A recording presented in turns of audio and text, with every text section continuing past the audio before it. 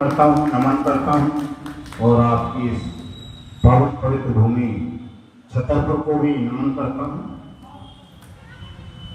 और तमाम अपने आयोजक साथियों को भी प्रणाम करता हूँ, मंचासीन साथियों को भी। दोस्तों, हम सबका दर्द एक है, अलग अलग तो है नहीं किसी का। सबका दर्द, अगर यहाँ कोई निवेशक हैं तो उनका दर्द ये है कि उनका पैसा मिले जल्दी से जल्दी, और अगर कोई गैर निवेशक भी हैं जो एजेंट अभिकर्ता जिनको आप कह देते हैं, वैसे वो होते नहीं, एजेंट अभिकर्ता नहीं है। कानून ये कहता है कि आप सब केवल निवेशक हो, जमा करता हो, निपेक्षक हो, क्योंकि आपका भी पैसा किसी न किसी कंपनी में डूबा है। लेकिन गलतफहमी के कारण आप लोग अपने आपको एजेंट या अभिकर्ता कहते हो और इसी वजह से पुलिस भी आपको दबोच लेती है कई बार कि आजाद तो एजेंट है। निवेशक का दर्द ये है कि उसका पैसा डूब गया है, मेहनत का, वो उसे जल्दी से जल्दी वापस मिले। एजेंट का भी दर्द यही है, लेकिन उसके लिए ये दर्द थोड़ा पीछे चला गया है और पहला दर्द हो गया है उसका कि किसी तरह से वो पुलिस की प्रताड़ना से बच जाए, निवेशकों की प्रताड़ना से बच जाए और अपना कोई भी रोजगार धंधा करने लगे।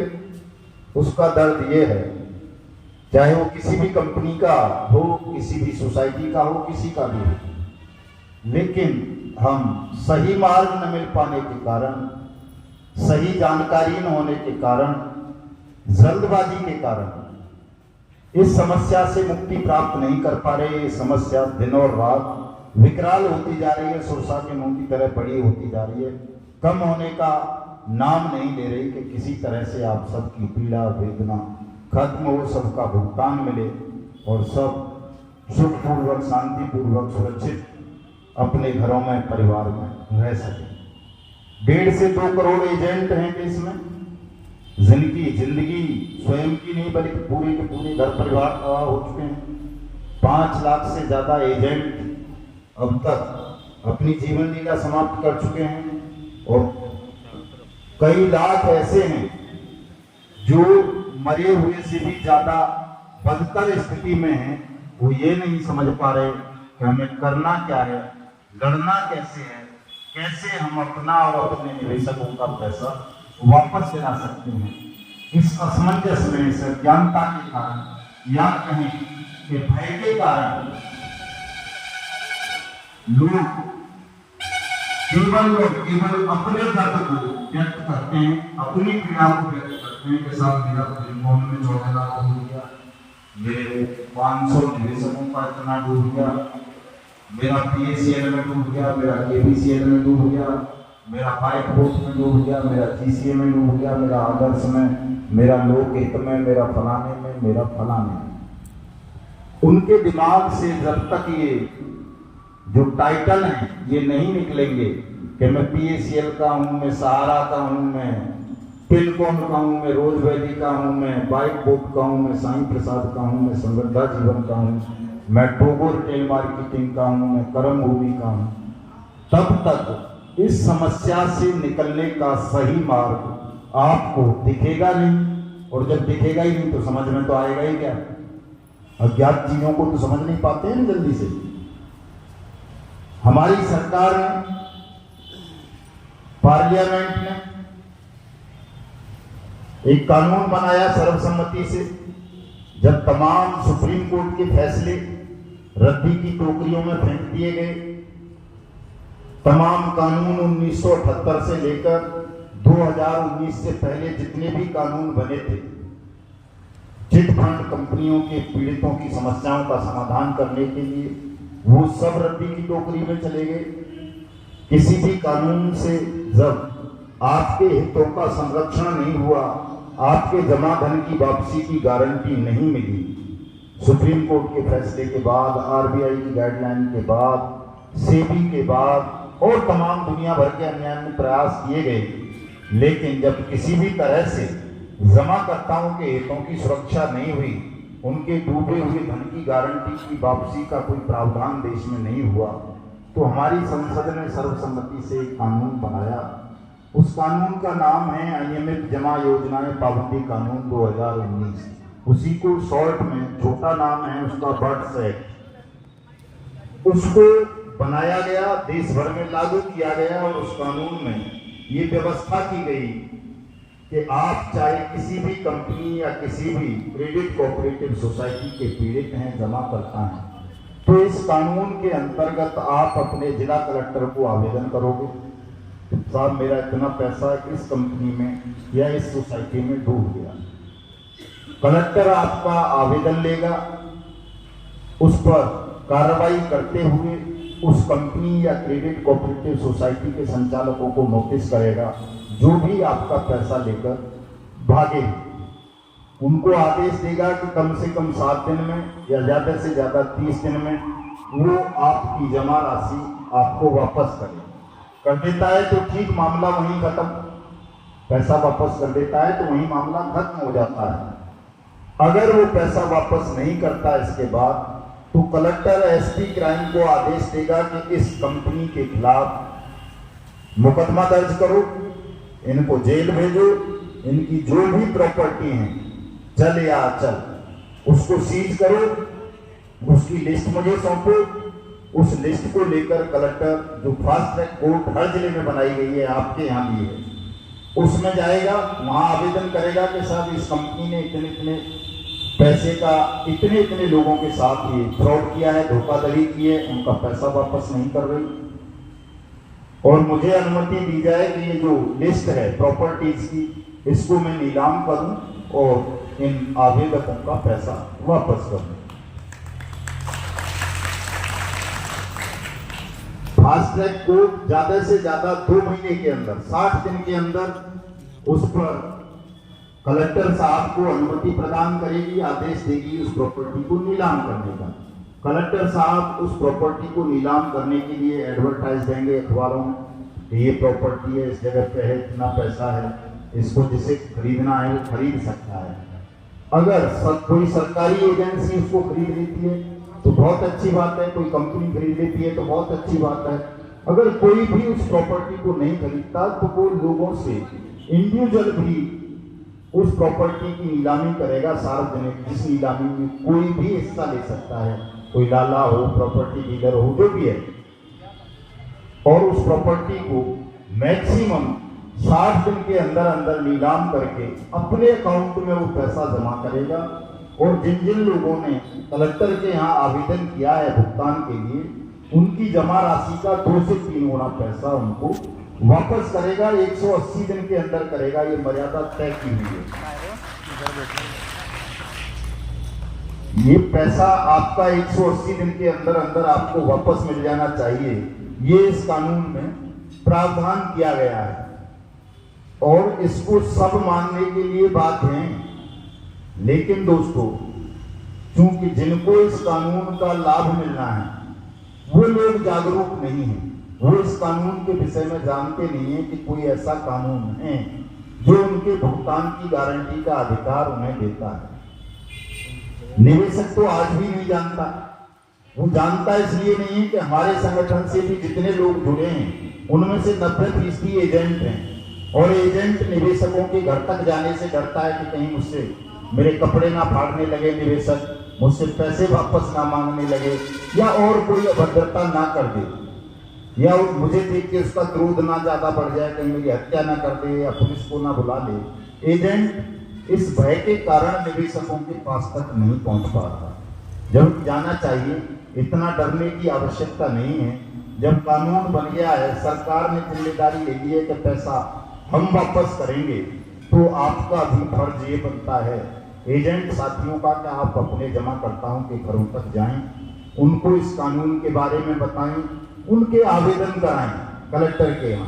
और जब सब लोग आवेदन कर देंगे तो निश्चित रूप से सबका पैसा मिल जाएगा। अभी आप 10, 20, 50, 100 लोग जाते हो कलेक्टर साहब के यहाँ, कलेक्टर साहब का स्टाफ ही उतार के भगा देता है कई बार। तो जब ज्यादा लोग जाओगे तो कलेक्टर तो आपका नौकर है, वो कोई स्वामी थोड़ा ही है जो आपको भगा देगा। ज्यादा लोग जाओगे तो वो गेट पे खड़ा होगा, और ज्यादा होगे तो यहीं आ जाता और आपको हाथ जोड़ता, नमस्ते करता और कहता हाँ साहब मैं कर रहा हूँ आपकी समस्या का समाधान।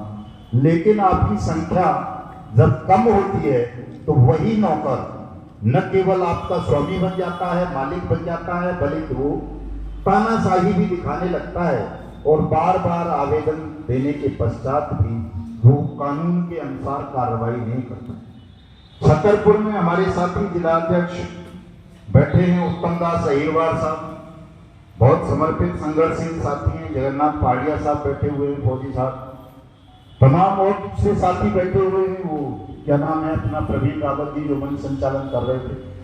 2 या 3 बार कलेक्टर साहब से मिल चुके हैं, ज्ञापन दे चुके हैं, लेकिन कम लोग हैं, इसलिए कलेक्टर उपेक्षा कर देता है और वो आपके यहाँ भुगतान पटल स्थापित नहीं कर रहा। इस कानून में ये भी प्रावधान है कि हर कलेक्टर अपने कार्यालय में एक पटल स्थापित करेगा, एक विंडो ओपन करेगा और उस पर बोर्ड भी लगाएगा कि ठगी पीड़ित जमाकर्ता परिवारों के आवेदन यहाँ स्वीकार किए जाते हैं। भुगतान अधिकारी का नाम लिखेगा कि ये भुगतान अधिकारी है, एडीएम या वो खुद या एसडीएम या तहसीलदार। और अगर संख्या ज्यादा है, जैसे छतरपुर में है 9 से 10 लाख पीड़ित हैं, तो ऐसे जिलों में तो तहसील स्तर पर ये प्रक्रिया आरंभ होनी चाहिए। लेकिन आप लोग जाते ही नहीं हो साहब, तो इसलिए वो सुनता नहीं। जब जाओगे सब लोग एकजुट होकर के जाओगे तो आपकी बात सुन ली जाएगी, मेरी भी जरूरत नहीं पड़ेगी, फिर वहां किसी और की जरूरत नहीं पड़ेगी, नेतागिरी की जरूरत है ही नहीं, बिल्कुल किसी संगठन की जरूरत नहीं है अगर आप लोग एकजुट होकर के जाओगे। लेकिन ऐसा कर नहीं पा रहे, तो हमें इसके लिए संगठन बनाना पड़ा है, जगह जगह जाना पड़ रहा है। 1 साल से ज्यादा हो गया हमें घूमते घूमते तमाम जिलों में जा रहे हैं, लोगों को समझा रहे हैं। जहाँ ज्यादा तादाद में आप लोग इकट्ठे हो जाते हो वहां खिड़की खुल भी जा रही है। 200 से ज्यादा जिलों में खिड़की खुल चुकी है, पूरे देश में 14 से ज्यादा राज्यों में खुल चुकी है। आपके मध्य प्रदेश में 22 जिलों में खुल चुकी हैं। कई जिले ऐसे हैं जहाँ तहसील स्तर पर खुल चुकी हैं, सिंगरौली है, मुरैना है, ग्वालियर है, और आपका क्या बोलते हैं झाबुआ है, और कई जिले हैं, 22 जिले हैं ऐसे जहां मध्य प्रदेश में भी भुगतान के काउंटर ओपन हो चुके हैं। आपके आवेदन लिए जा रहे हैं, कंपनीज की प्रॉपर्टीज को सीज किया जा रहा है, ठगों को जेल भेजा जा रहा है। लेकिन छतरपुर में चूंकि आप लोग अभी तक जागरूक नहीं हुए थे, इसलिए यहाँ ये समस्या बनी हुई थी। आज आप काफी अच्छी संख्या में हैं, इतने लोगों का जाग जाना काफी बड़ी बात है। इतना तो झुक जाएगा कलेक्टर निश्चित रूप से, उसकी समझ में आ जाएगा वास्तव में लोग पीड़ित हैं। अगर मैंने इनकी पीड़ा का समाधान नहीं किया तो कहीं इनकी पीड़ा इतनी ज्यादा न बढ़ जाए कि ये आकर के बलपूर्वक मेरे यहाँ इस कानून की अनुपालना सुनिश्चित करवाने लगे या मुझे अपराधी घोषित कर दें। सिस्टम में बैठे हुए लोगों को डराना होता है दोस्तों, बिना वो कहा है बैरी की कोई सेवा, लाख करो बैरी की सेवा। तो आपको क्योंकि जो सरकारी कुर्सियों पर बैठे हुए लोग हैं, चाहे प्रधानमंत्री हो, मुख्यमंत्री हो, कोई कलेक्टर हो, एसपी हो, कोई और हो, ज्यादातर ये दुष्ट प्रवृत्ति के लोग होते हैं। कोई इक्का दुक्का ईमानदार होगा, ज्यादातर बेईमान होते हैं, ठगों के दोस्त होते हैं या ठगों के परिवारों से होते हैं, ऐसा भी कहा जा सकता है। इनको आपको भय दिखाना पड़ेगा, और जब तक भय नहीं दिखाओगे तब तक ये न कानून को मानेंगे, न किसी न्याय का अनुपालना करेंगे, न कुछ और करेंगे। ये अपने आप को आपका और देश का मालिक मानकर आपका शोषण करते रहेंगे, उत्पीड़न करते रहेंगे। और अगर शोषण उत्पीड़न भी ना कर सके किसी कारण से, गुमराह जरूर आपको करते रहेंगे।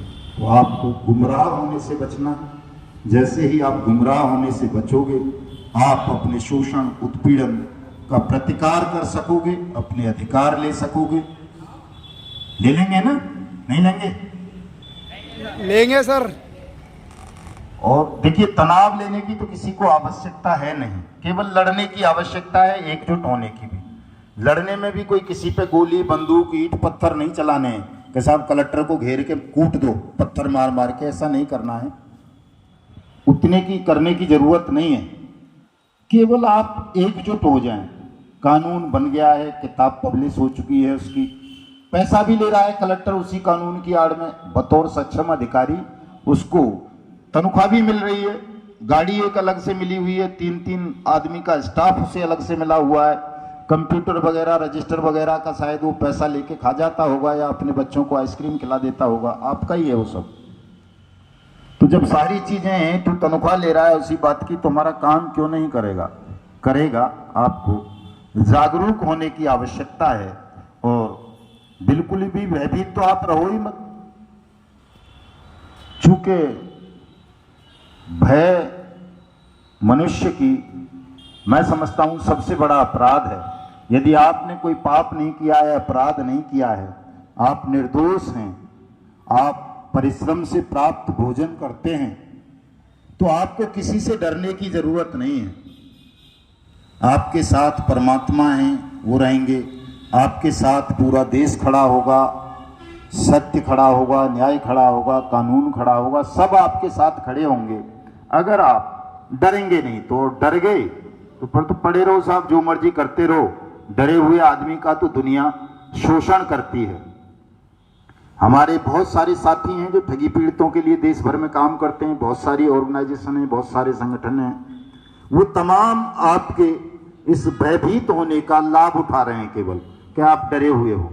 वो आप उनको चंदा भी देते हो, मंथली फीस भी देते हो, कभी सुप्रीम कोर्ट के नाम पर, कभी हाई कोर्ट के नाम पर, कभी किसी आंदोलन के नाम पर, कभी किसी और नाम पर। वो सब आपके इस भय का लाभ उठाकर आपका शोषण कर रहे हैं और कुछ नहीं कर रहे। हमने जो संगठन बनाया, हम जो आज से 1 साल पहले निकले डर डर के धक्के खाने के लिए, हमारा पहला लक्ष्य ये था कि हमसे जो भी मिलेगा हम उसको भयमुक्त कर देंगे। वो किसी से डरेगा नहीं, उसके दिल में दिमाग में ये बात बैठा देंगे कि भुगतान पाना तेरा अधिकार है और तेरी लड़ाई सत्य पर आधारित है, न्यायपूर्ण है, विधि सम्मत भी है, क्योंकि कानून ये कह रहा है कि तेरे भुगतान का अधिकार तुझे है और ये तेरा भुगतान आज तेरे जिले का कलेक्टर करेगा। और जब ये तीनों चीजें मिल गई, सत्य मिल गया, न्याय मिल गया, कानून मिल गया, फिर भी अगर आपके भुगतान में देरी हो रही है तो ये तुम्हारी कमजोरी है। तुम अपनी इस कमजोरी का त्याग कर दोगे तो सबका भुगतान मिल जाएगा। इसलिए मैं हमेशा कहता हूं तमाम लोगों को कि डरना बंद करो, डरो मत, भुगतान तुम्हारा अधिकार है, इसे पाने के लिए आवाज उठाओ। जो तुम्हारा भुगतान नहीं करेगा, तुम्हारी आवाज नहीं सुनेगा, मैं उसका अस्तित्व समाप्त कर दूंगा। हिंदुस्तान की पावन पवित्र भूमि पर ऐसे किसी भी व्यक्ति को मैं खुली हवा में सांस नहीं लेने दूंगा, चाहे वो कलेक्टर हो, प्रधानमंत्री हो, राष्ट्रपति हो, मुख्यमंत्री हो, एसपी हो, कोई ठग हो, कोई भी हो, कितनी भी बड़ी से बड़ी ताकत हो, अगर वो तुम्हारे अधिकार की मांग को नहीं सुनेगा, तुम्हारा भुगतान नहीं करेगा, तो वो मेरे देश की जमीन पर खुली हवा में सांस नहीं ले सकेगा। उसका अंत कर दूंगा 100%। इसलिए आप सब लोग विश्वास करो, अपने इस भुगतान की मांग को पूरी ताकत के साथ उठाओ, क्योंकि तुम सत्य के मार्ग पर हो और सत्य के सामने तो रावण जैसा नहीं टिक सका था। अहंकार का हमेशा सत्य ने सर्वनाश किया है। तुम्हारे इस मार्ग में जो भी बाधा बनेगा उसका भी रावण की तरह, दुर्योधन की तरह, कंस की तरह अंत कर दिया जाएगा और तुम्हारा सबका भुगतान कराया जाएगा। इसलिए तमाम साथी अभी चलेंगे कलेक्टर साहब के यहाँ, शांतिपूर्ण ढंग से चलेंगे, उनको ज्ञापन देंगे, उनसे बात करेंगे, क्यों नहीं आपने यहाँ भुगतान पटल स्थापित किया है। वो कोई कारण बताता है तो ठीक है, नहीं तो उसको कहेंगे आज और अभी भुगतान पटल की स्थापना करें, सबके आवेदन में। अगर आप ऐसा नहीं करेंगे हम आपकी खिलाफत करेंगे, आपके खिलाफ हम ऊपर शिकायत करेंगे, आपको यहाँ से हटवाएंगे, सस्पेंड करवाएंगे, जेल भिजवाएंगे। सीधे सीधे बोला करो, डरने की जरूरत नहीं है किसी से। तो आप तमाम साथियों का बहुत बहुत आभार, धन्यवाद, आप सबका भी आभार। और मैं सबसे उम्मीद करूंगा कि आप इस कानून का अपने निवेशकों तक प्रचार प्रसार करें, उन्हें बताएं, जागरूक करें। तमाम साथी एक एक पोस्ट कार्ड भी देश के प्रधानमंत्री को लिखेंगे, क्योंकि मध्य प्रदेश में बीजेपी की सरकार है, केंद्र में भी बीजेपी की सरकार है, तो एक पोस्ट कार्ड से ही काम चल जाएगा। आप सीधे प्रधानमंत्री को वो पोस्ट कार्ड लिखेंगे, उसमें अपना नाम लिखेंगे, पता लिखेंगे, मोबाइल नंबर लिखेंगे, किस कंपनी ने आपका पैसा हड़पा है उस कंपनी का नाम लिखेंगे, कितना पैसा हड़पा है वो राशि लिखेंगे और नीचे लिखेंगे कि मैं ईश्वर को साक्षी मानकर ये शपथ लेता हूं कि यदि आपने वर्ष एक्ट 2019 के अंतर्गत मेरी ये जमा राशि 30 दिन के अंदर अंदर मुझे जिला कलेक्टर के माध्यम से वापस नहीं करवाई तो मैं और मेरा परिवार आपको और आपकी पार्टी को वोट नहीं देंगे। नीचे साइन मार दो, डेट डाल दो। इतना सा काम भी अगर आप सबने कर लिया, वो 50 पैसे का पोस्ट कार्ड भेज दिया, 42 करोड़ हो देश में, तो प्रधानमंत्री आपके कदमों में नाक रगड़ेगा, माफी मांगेगा और आपका भुगतान करेगा। एक दिन का काम है, 42 करोड़ हो। फूंक मार दोगे तो हजारों मोदी, हजारों शिवराज चौहान, हजारों राहुल गांधी, हजारों मायावती हवा में उड़ते नजर आएंगे। इतनी बड़ी ताकत है आपकी, लेकिन आपको उस ताकत का एहसास नहीं है, आप उसे देख नहीं पा रहे। तो अपनी ताकत को पहचानो और उठ खड़े हो, संघर्ष करो, जीत आपकी होगी। जय हिंद, जय भारत।